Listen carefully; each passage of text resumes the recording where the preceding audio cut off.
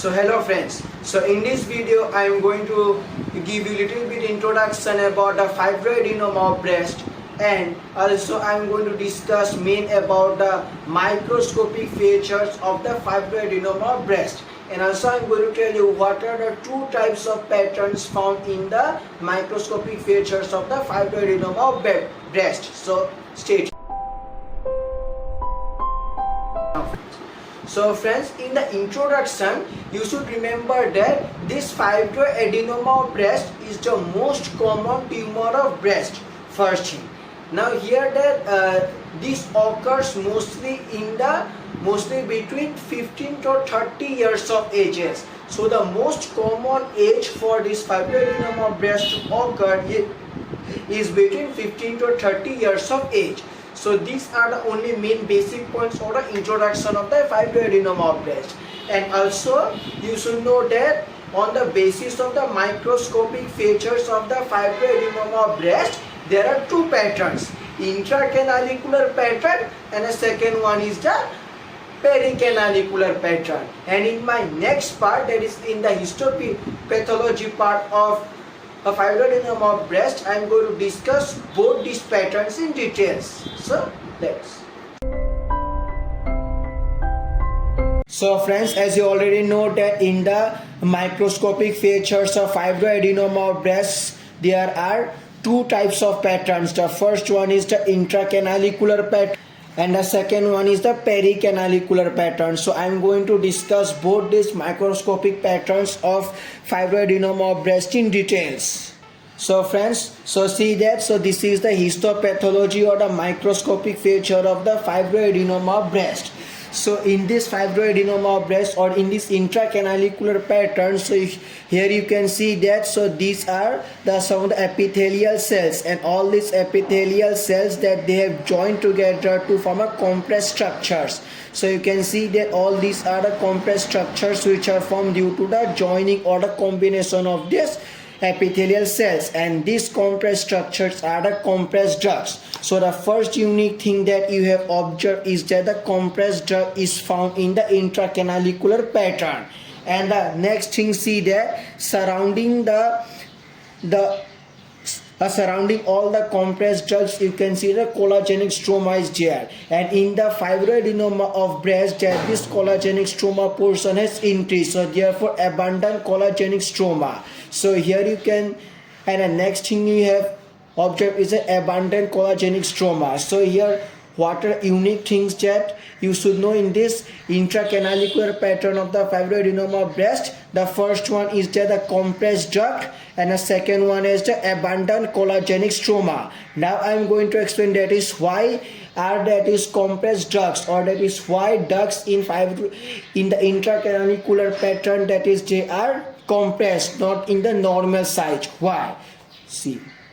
So first of all, you should know that in this intracanalicular pattern or the Fibroadenoma breast, that is a collagenic stroma, that is the portion of collagenic stroma increases too much. So all these are that is collagenic stroma or the abundant collagenic stroma. And here you should know that this abundant collagenic stroma, so here that is pushes the ducts of the mammary gland. So due to this pushing action of the collagenic stroma of the mammary ducts, that these mammary ducts are reduced to compressed structures, or that these mammary ducts are reduced to compressed ducts. So here why compressed ducts are found in this intracanalicular pattern? Because of there is pushing action of this surrounding abundant collagenic stroma.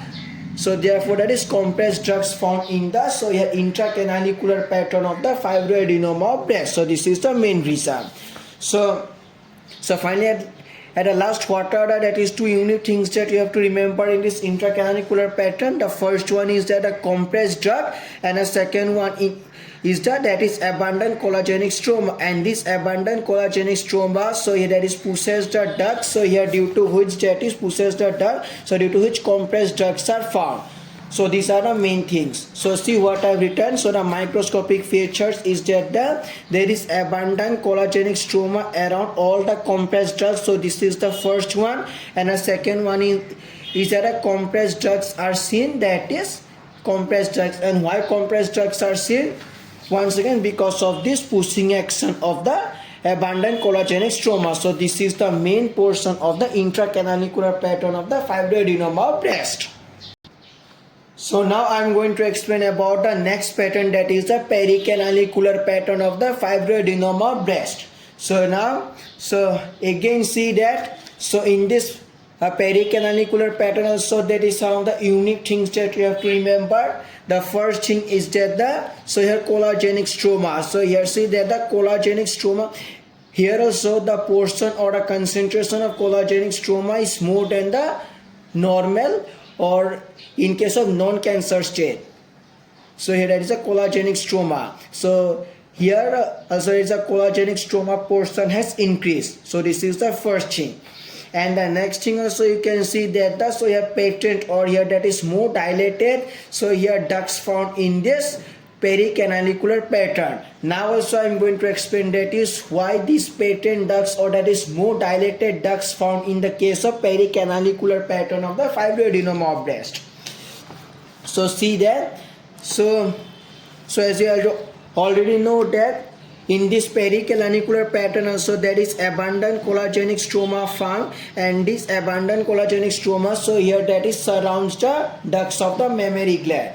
And here, so initially in the case of intracanalicular pattern, that this abundant collagenic stroma, so here pushes the ducts. So therefore they are, so that these ducts are used to compress structures. But in the case of that is pericanalicular pattern, that this collagenic stroma, so here that is pulls the ducts towards them. So due to this pulling action of the collagenic stroma, so towards them, the size of the, so here that is the ducts increases. And due to this, so here that is patent, or that is more dilated ducts found in the case of that is pericanalicular pattern. So see that, so this is the pulling action of the, so here collagenic stroma, and due to this pulling action of the collagenic stroma, that this, so here ducts, they are more dilated than the normal, and these more dilated ducts are known as patent ducts. So this is the main thing.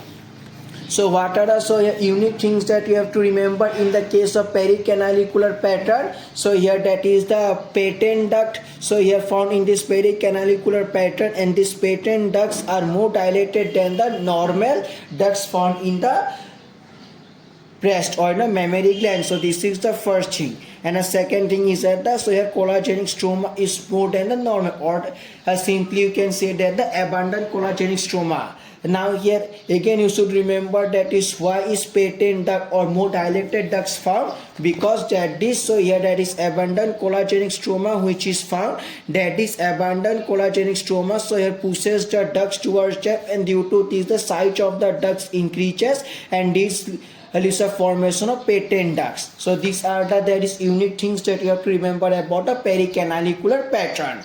So simply about the microscopic features, what I have written, that the first thing is that the collagen stroma is found in abundance, and it surrounds all the, so here ducts. So this is the first thing. And the second thing, you should also note that the dilated or patent ducts found. Why? Because of the pulling action of the this collagenic stroma. So see that, so due to this pulling action of the collagenic stroma, that is patent ducts are more dilated, so therefore that is patent ducts are found. So these are the main, so here that is findings of the pericanalicular pattern. That's all.